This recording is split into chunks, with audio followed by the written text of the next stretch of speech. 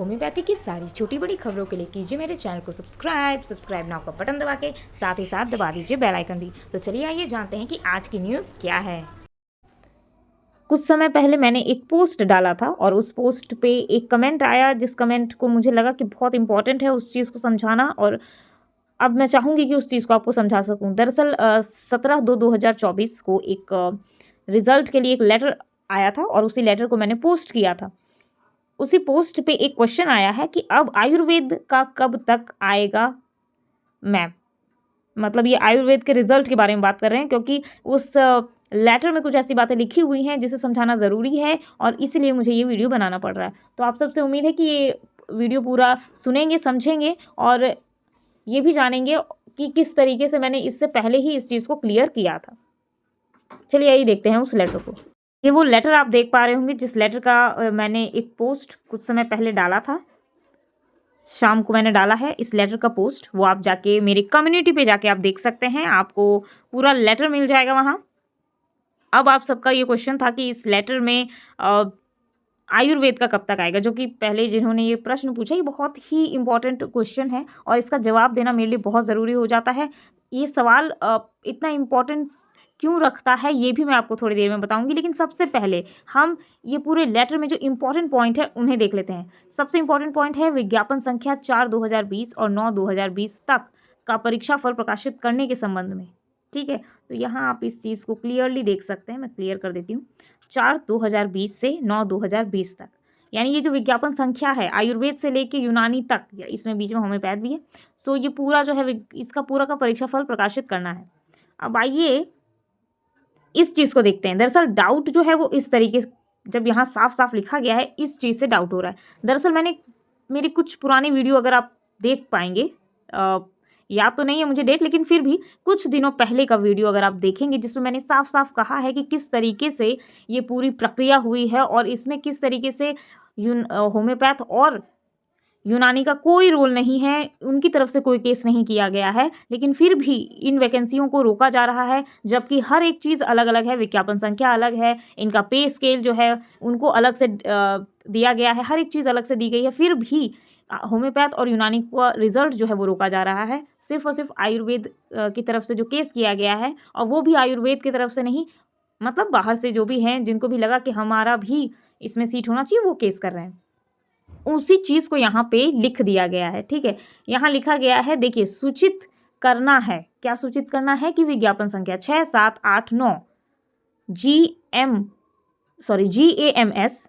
जैसा कि आप जानते हैं कि GMS की तरफ से हुई थी एक केस। ठीक है, तो GMS डिग्री से पूर्णतः संबंधित नहीं है, क्योंकि वो आयुर्वेद की डिग्री हो गई। यहाँ होम्योपैथ और यूनानी का जिक्र है, जो कि 6, 7, 8, 9 में 6 और 7 MO होम्योपैथ और AP यानी कि आयुष फिजिशियन होम्योपैथ है, और 8, 9 जो है एक MO का है और एक आयुष फिजिशियन यूनानी का है, और इसका संबंध GAMS की डिग्री से है ही नहीं, जो कि आप सभी समझ रहे हैं।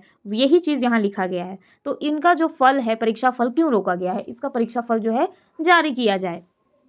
अब यहाँ इसमें एक और चीज़ ये लिखी गई है कि 4 और 5, कन्फ्यूजन इसी तरीके से क्रिएट हो जाता है कि 4 और 5, यहाँ पे क्लियरिटी भी दी गई है, अगर आप अच्छे से पढ़ेंगे तो आप समझ जाएंगे। 4 और 5 यानी कि आयुर्वेद MO, आयुर्वेद AP यानी कि आयुष फिजिशियन। अब इन दोनों का क्या होगा? पहली बात, होम्योपैथ और यूनानी का रिजल्ट आना ही आना है किसी भी हाल में। यहाँ इस लेटर में इस चीज़ को दे दिया गया है, बता दिया गया है। अब 4 और 5 के बारे में जो लिखा गया है उससे थोड़ा सा क्लियरफाई करके मैं आपको समझाती हूँ। आयुर्वेद का जो है, अगर ऐसा कुछ होता है, GAMS जीत जाता है, या उन्होंने जो भी आगे का प्रोसेस वो जो भी करते हैं, ठीक है, तो उसके कारण अगर कोर्ट का कोई भी डिसीजन आता है तो 4 और 5 का जो रिजल्ट है वो प्रभावित होगा।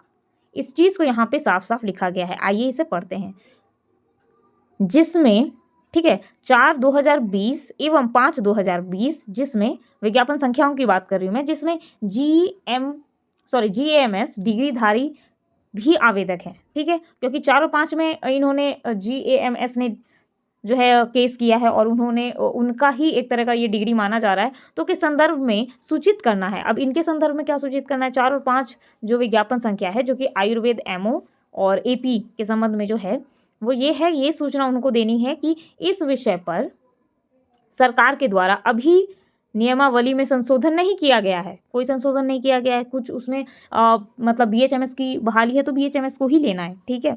अभी उसमें कोई संशोधन नहीं किया गया। संशोधन कब होगा? जब तक कोई क्लेरिफिकेशन कोर्ट की तरफ से नहीं होती, ठीक है, तब तक तो कोई चेंज आएगा नहीं।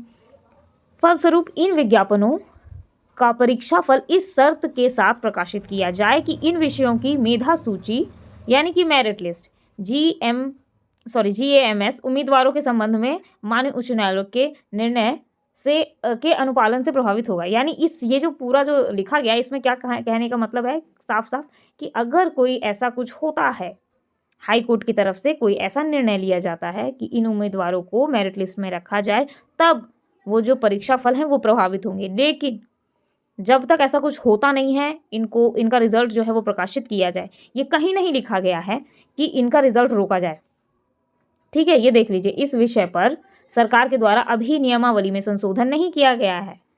फलस्वरूप इन विज्ञापनों का परीक्षाफल इस शर्त के साथ प्रकाशित किया जाए कि इन विज्ञापनों में, यानी कि आप समझिए जब रिजल्ट आएगा आपका, अभी जो मेरिट लिस्ट बन के तैयार है और जो मेरिट लिस्ट आपको कल परसों किसी भी दिन देखने को मिलेगा, उस मेरिट लिस्ट में नीचे में ये लिख दिया जाएगा टर्म एंड कंडीशन, जो एक छोटा सा नोट में समझा दिया जाता है, वो समझा दिया जाएगा कि 4/2020 और 5/2020 का जो है विज्ञापन संख्या इस चीज़ से प्रभावित होगी, ये भी लिखा जाएगा। साथ ही साथ एक नोटिस आएगा BTSC की तरफ से, ठीक है, कि 4 और 5 यानी कि विज्ञापन संख्या 4/2020, विज्ञापन संख्या 5/2020 का जो रिजल्ट है वो प्रकाशित तो किया जा रहा है, मेरिट लिस्ट तो प्रकाशित किया जा रहा है। लेकिन अगर आगे फ्यूचर में चल के हाई कोर्ट ने अगर कुछ कहा कि इस तरीके का वैलिड नहीं है या इसे भी शामिल किया जाए, तब जब शामिल करने की बारी आएगी, जो भी कट ऑफ में आएंगे, इनमें से जो भी उम्मीदवार कट ऑफ में आएंगे उनको लिया जाएगा, राइट। कट ऑफ ऑलवेज देखते हैं वो लोग, तो कट ऑफ में जो भी आएंगे उनको लिया जाएगा और मेधा जो आप सूची की बात कर रहे हैं मेरिट लिस्ट की, वो मेरिट लिस्ट बनेगा। सो मेधा सूची इस तरीके से बनेगी और सिर्फ प्रभावित जो भी होगा वो विज्ञापन संख्या 4 और 5 होगा। ये तो हम भी जान रहे थे, ये तो आप भी जान रहे थे। इसी चीज़ को यहाँ पे क्लियरिटी से लिख दिया गया है और जो कि BTSC ऑफिस में 17 तारीख को भेजा जा चुका है। यहाँ आप देख पा रहे हैं, मैंने पहले ही कहा था कि सैटरडे तक ये जो है, सैटरडे को जो है ये मिल जाएगा, ठीक है। सैटरडे से ही वो लोग अपने काम में लग भी जाएंगे और ऐसा ही हो रहा है, BTSC अपने काम में लगी हुई है। आप कल ये एक नोटिस भी देख सकते हैं, जिस नोटिस में साफ साफ इसी चीज़ को यहाँ जो लिखा गया है, इसे ही आप देख सकेंगे कि रिजल्ट के टाइम भी एक तरीके का नोटिस निकाला जाएगा, उसमें साफ साफ 4 और 5 लिखा रहेगा कि 4/2020 और 5/2020 का जो रिजल्ट है वो प्रभावित हो सकता है। यानी कि वो मेधा सूची जो बना रहे हैं, जो मेरिट लिस्ट वो बना रहे हैं, उस पर असर हो सकता है अगर हाई कोर्ट ने कुछ भी डिसीजन दिया उनके फेवर में। वैसे तो वो उनके फेवर में रिजल्ट नहीं देगी, लेकिन फिर भी अगर देती है तो। और मिलते हैं अगले वीडियो में। और अगर आपको कुछ भी ऐसा लग रहा है कि कोई भी डाउट है तो वो ज़रूर आप मुझसे क्लियर कर सकते हैं, कभी भी कर सकते हैं। मैंने ये जो है अपने पोस्ट में डाला था, बहुत पहले ही डाला था, करीबन 6 बजे के आसपास, 6 बजे के बाद डाला था, राइट।